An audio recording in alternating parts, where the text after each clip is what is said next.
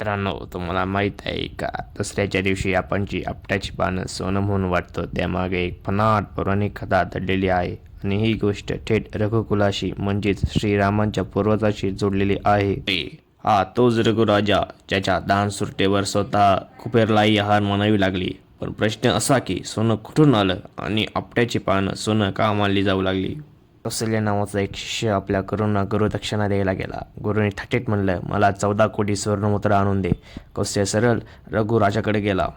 पण रघुराजानं नुकतंच सगळं दान करून टाकलं होतं. तरीही त्याने हार मानली नाही. त्याने स्वतः गुबरावर चढाई करायचं ठरवलं.